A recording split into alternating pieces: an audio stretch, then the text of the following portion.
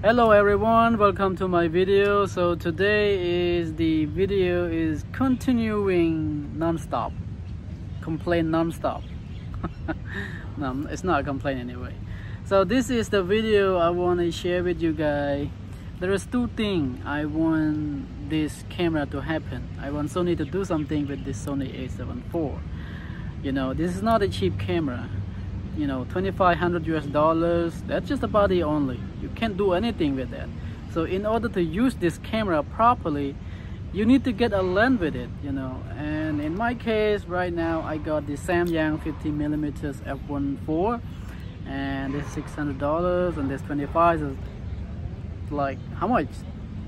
$3,000, almost there.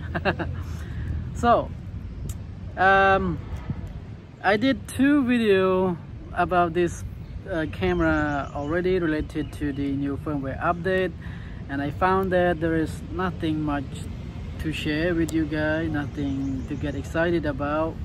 So but hey, this is still a great camera. I mean, I have no complaint with this, but I really want to see something new and something improved. You know, look at Apple, look at smartphone or something like this. Their software update, it just, you know, keep continuing. They do something new for their user, for their something like that. I'm not asking for a new menu. I'm not asking for any 8K or something like this. What I want here, so the first one is a kind of important thing for me. So it's the overheat issue. I watch a lot of YouTubers on YouTube. They say that this camera never happened to them, you know, never overheat, you know, for them. But in my case, this camera, if you did not turn it to high temperature mode, it's overheat, you know.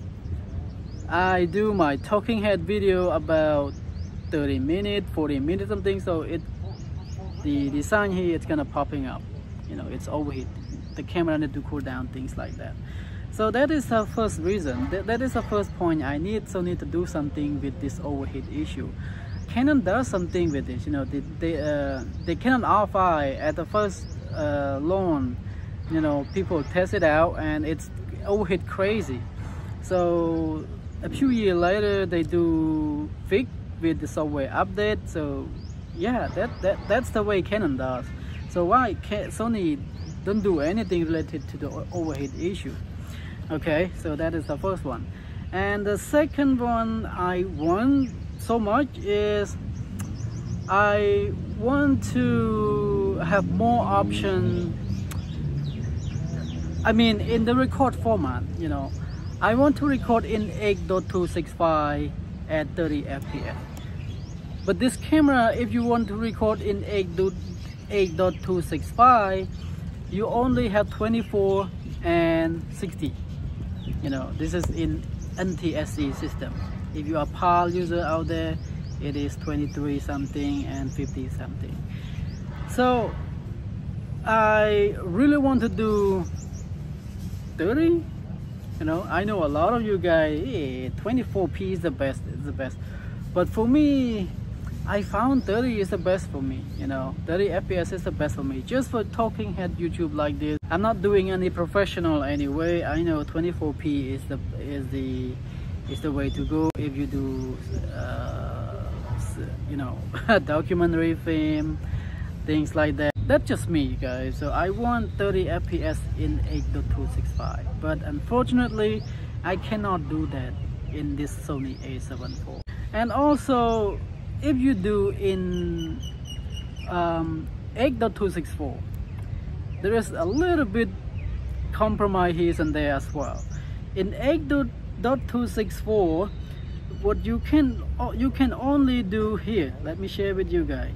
You can do 60p in 4K, 30p in 4K, and 24p in 4K. And I'm sorry for the sound, guys, because I'm using my iPhone right now, and a lot of people nearby. So yeah, sorry about that. Okay, so back to the video. In the record setting, you know, if you do 4K 30, the 10-bit, there is only one option. You know, you can only do 140 megabyte, you know, at 422 10-bit. That's it. You don't have any option to choose from. Like, let's say you do 100 meg, you know, 100 megabyte, 100 megabyte. Sorry about that. Correct me, I'm wrong. Or 60. If you do 100, it will drop down to 8-bit, things like that. So this is kind of, you know, limiting here and there. I mean, if you do 8.265 in 4K, you got a lot of bit rate to choose from, you know, but there is only 2 frame rate option to film with. So this is what I want, to copy this setting right here and put it in 8.264 that I can choose from. I don't want to film with large file size. I just you know, be able to allow user to record with more frame rate, more resolution, more, you know, more codec, things like that. So that's it, what I want to see in this Sony A7 IV. I love this camera, of course. You know, this is my only camera that I invest, you know, last year, and I spent a lot of money on this. It's not a cheap camera, so it's not the best, but it check everything, you know, it nail everything. But this day, you know, Panasonic is also in the game, so they play very good in the game. You know, Sony is there, Panasonic is there, Canon and Nikon is all in the game. Then they are, you know, they know very well how to make better camera. Sony also know very well how to make better camera, but sometimes I feel that Sony doesn't care about their old camera, you know, they doesn't care. I don't know, that's just me. But I'm still love it, I still use this. As I said, I just want to see something that Sony can improve. A little bit here and there, you know. I don't want to see the same thing. If you don't do anything, you don't have to release a firmware update anyway. To be honest, I update this camera 3 times, guys, 3 times already. Yeah, so the first one was the version 2, and then next is version 2.01, and then now version 3. I hope there's gonna be something new here, but it's not there. You know, guys. All right, guys. Bye bye. Sorry if I, you know, make you Sony fan nervous. That's just me. Bye.